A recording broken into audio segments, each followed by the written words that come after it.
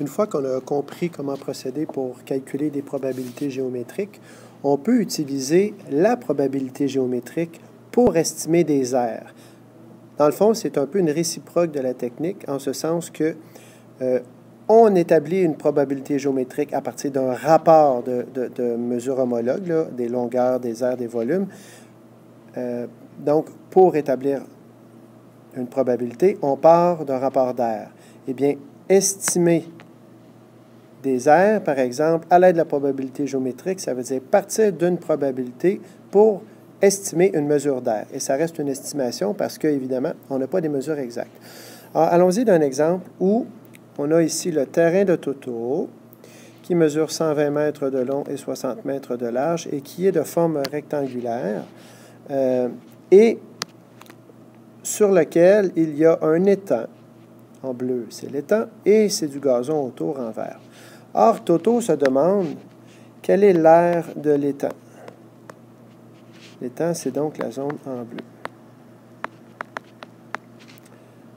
Tout ce qu'il connaît, c'est l'aire du terrain. Alors, l'aire du terrain qui est un rectangle, donc base fois hauteur, c'est-à-dire 120 mètres fois 60 mètres, ce qui fait 12 fois 6, 72, et j'ajoute mes deux zéros, donc 7200 mètres carrés.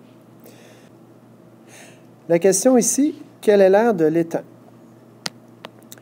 On l'ignore, c'est une forme trop irrégulière, on ne peut donc pas aller chercher dans nos formules géométriques.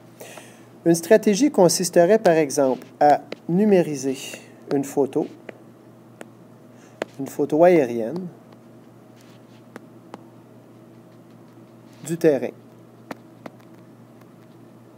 Ensuite, on pourrait générer quelque chose comme 1 million de points.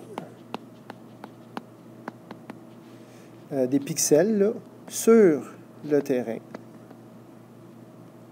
Alors ici, oméga, c'est-à-dire l'ensemble des possibles, c'est l'aire du terrain. En fait, les dimensions du terrain. Puis ce qu'on cherche, c'est l'aire. Donc on sait que l'aire de l'étang sur l'aire du terrain. On peut comparer ça au nombre de points dans l'étang. Donc, générer aléatoirement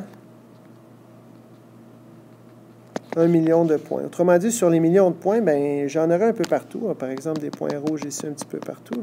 J'aurais toutes sortes de points ici qui seraient sur mon image et j'en aurais un certain nombre dans l'étang. On suppose que le nombre de points sur 1 million qui serait dans l'étang serait proportionnel à l'aire de l'étang. À partir du moment où je dis proportionnel, à ce moment-là, je suis capable d'établir un rapport entre l'aire de l'étang et le nombre de points dans l'étang sur le nombre de points totaux.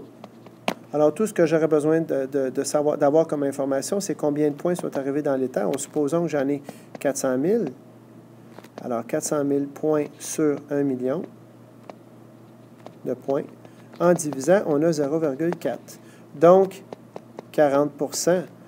À partir du moment où je sais que l'aire de mon étang est de 40% l'aire du terrain, eh bien, il ne me reste plus qu'à dire que l'aire de l'étang égale 40% de l'aire du terrain, ce qui veut dire 0,4 fois 7200 mètres carrés, ce qui veut dire 2880 mètres carrés. Voici comment on peut utiliser la notion de probabilité géométrique pour estimer des mesures de longueur, d'aire ou d'angle.